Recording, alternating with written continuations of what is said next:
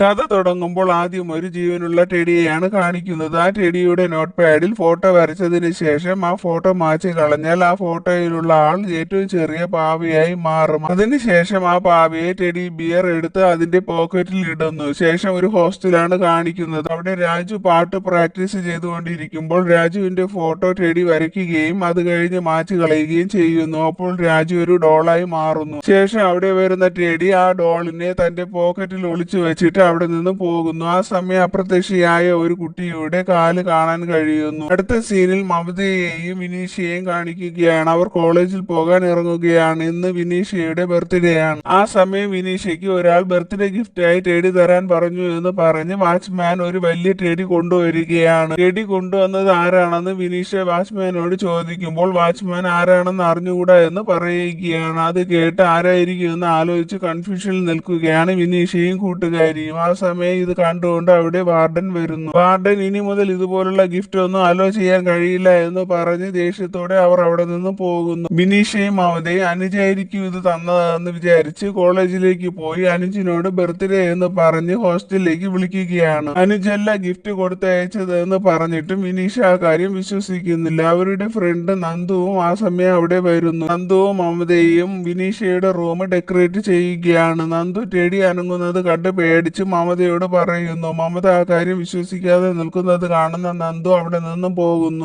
അടുത്ത സീനിൽ അനുജ് വരികയാണ്. ആ സമയം ടെഡി വിനീഷയെ തന്റെ കൺട്രോളിലാക്കുന്നു. ശേഷം അനുജിനോട് ഒരു സർപ്രൈസ് ഉണ്ടെന്നും പറഞ്ഞിട്ട് വിനീഷ അവിടെ നിന്ന് പോവുകയാണ്. ആ സമയം ടെഡി അനുജിന്റെ പടം വരയ്ക്കുകയും അനുജ് ചെറുതാവുകയും ചെയ്യുന്നു. അപ്പോൾ അദൃശ്യനായ ആ കുട്ടിയുടെ കൈകൾ കാണാൻ കഴിയുന്നു. ശേഷം ടെഡി ബിയറിന്റെ കൈ അനങ്ങുന്നത് അവിടെ വരുന്ന മമത കണ്ട് പേടിക്കുകയാണ്. ആ കാര്യം അവിടെ വരുന്ന വിനീഷയോട് പറയുന്നുണ്ടെങ്കിലും വിനീഷ ടെഡിയുടെ കൺട്രോളിലായതുകൊണ്ട് അത് വിശ്വസിക്കുന്നില്ല. തുടർന്ന് ഈ കാര്യം മമത നന്ദുവിനെ വിളിച്ച് പറയുകയാണ്. ആ സമയം മമതയുടെ അടുത്ത് വരുന്ന ടെഡി മമതയുടെ ഫോട്ടോ വരയ്ക്കുകയും മമത ചെറുതാവുകയും ചെയ്യുന്നു. അപ്പോൾ ആ കുട്ടിയുടെ ബോഡി കാണാൻ കഴിയുന്നു. ഈ കുട്ടി വേറെ ആരുമല്ല, വാർഡന്റെ മകൻ തന്മയാണ്. ശേഷം വിനീഷയെയും ഇതുപോലെ ടെഡി ചെറുതാക്കുകയാണ്. അപ്പോൾ അവിടെ നന്ദു വരികയാണ്. നന്ദു ആണ് ഇതെല്ലാം ടെഡിയെ കൊണ്ട് ചെയ്യിച്ചത്. നന്ദുവും തന്മയും സഹോദരങ്ങളാണ്. 4 പേരെയും മാന്ത്രിക വിദ്യ കൊണ്ട് പാവയാക്കിയ കാര്യം അമ്മയോട് പറയാൻ പോകുന്ന നന്ദുവിനോട് അമ്മ തന്മയ്ക്ക് തല കിട്ടിയില്ല